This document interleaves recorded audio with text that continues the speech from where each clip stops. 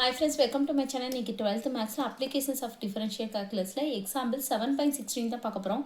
Find the angle of intersections of the curve y is equal to sin x with the positive x axis அப்படின்னு சொல்லிட்டு ரெண்டு கொடுத்துருக்காங்க.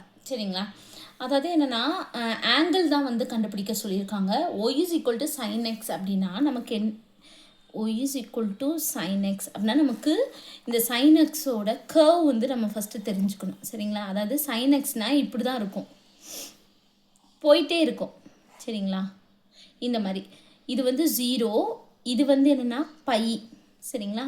இது 2π, இது 3π, இது வந்து 4π. இங்கே வந்து +1, இது வந்து -1. சரிங்களா? இதுதான் வந்து சைன் கர்வு நம்ம படிச்சிருக்கோம் முன்னாடியே. அப் டு வந்து n வரையும்.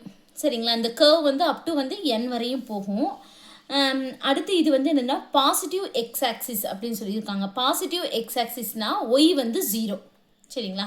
அதுவும் நமக்கு வந்து தெரியும். அப்போது y is equal to sine x.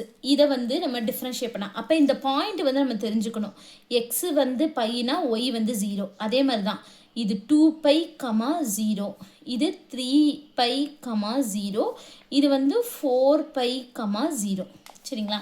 இதை ஃபஸ்ட்டு நம்ம எக்ஸை பொறுத்து டிஃப்ரென்ஷியேட் பண்ணுவோம். டிஃப்ரென்ஷியேட் பண்ணோம்னா dy/dx இஸ் ஈக்குவல் டு சைனை டிஃப்ரென்ஷியேட் பண்ணால் cos x. அவ்வளோதான். சரிங்களா? அடுத்து வந்து இதுக்கு பாயிண்ட் வந்து நம்ம சப்ஸ்டியூட் பண்ணணும். இங்கே பார்த்தீங்கன்னா இதுதான் பாயிண்ட்டு. 0π, 2π, 3π, 4π அப் டு வந்து நமக்கு வந்து தெரியாது. அப்போ nπ அப்படின்னு சொல்லிட்டு எடுத்துக்குவோம். அப்போ nπ, 0 அப்படின்னு சொல்லி எடுத்துக்கலாமா இந்த பாயிண்ட்டு? அப்போது dy/dx அந்த பாயிண்ட் வந்து என்னென்னா nπ, 0. சரிங்களா? cos nπ, எக்ஸுக்கு பதிலாக எக்ஸு, இது ஒய், எக்ஸுக்கு பதிலாக nπ அப்படின்னு சப்ஸ்டியூட் பண்ணணும். அப்போ cos nπயோட வேல்யூ வந்து என்னென்னா -1 the whole power n. இது நமக்கு தெரியும். சரிங்களா? அப்போ cos nπனா நமக்கு என்னென்னு தெரியும், -1 the whole power n. அப்போ இதை வந்து போட்டோம். n பிலாங்ஸ் டு வந்து என்னது நேச்சுரல் நம்பர். சரிங்களா? அப்போ இதுதான் வந்து m1. m2 வந்து என்னென்னா y is equal to 0. இங்கே கொடுத்துருக்காங்க பாருங்கள், positive X axis. Positive X ஆக்சிஸ்னால் y வந்து 0. இங்கே நம்ம எழுதிக்குவோம் positive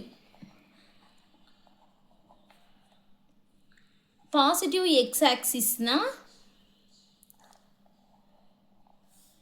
y is equal to 0. இப்போ இது டிஃப்ரென்ஷியேட் பண்ணால் dy/dxனால நமக்கு வந்து என்னது 0 தான். அப்போ m2 is equal to 0. சரிங்களா? m1ம் கண்டுபிடிச்சிட்டோம், m2வும் வந்து நம்ம கண்டுபிடிச்சிட்டோம். இப்போ தீட்டா வந்து நம்ம கண்டுபிடிச்சிடலாமா? Theta is equal to tan inverse of modulus of m1 minus m2 divide 1 plus m1 into m2. நமக்கு ஏற்கனவே தெரியும். அப்போ theta is equal to tan inverse of m1 வந்து -1 the whole power n minus 0 divide 1 plus -1 the whole power n into 0. அப்போ theta is equal to tan inverse of, இப்போ இது -1 the whole power n தான் இருக்கும். அதை நம்ம எழுதிக்குவோம். டிவைடில் 1 plus இது 0 ஆயிரும். அப்போ கீழே வந்து 1 இருக்கும். சரிங்களா? அடுத்து theta is equal to tan inverse of, இப்போ மாடுலஸ்குள்ளே வந்து n வந்து என்னது, n belongs to natural number அப்படி சொல்லியிருக்கோம். நேச்சுரல் நம்பர் என்னது 1 2 3 அப்படி தான். இப்போ 1ன்னு போட்டோம்னா -1, மாடுலஸ் வந்து வெளியே இருக்கும்போது +1 ஆகும். 2ன்னு போட்டோம்னாலும் +1 தான், மாடுலஸ் இருந்துக்கும்போது பாசிட்டிவ் தான்.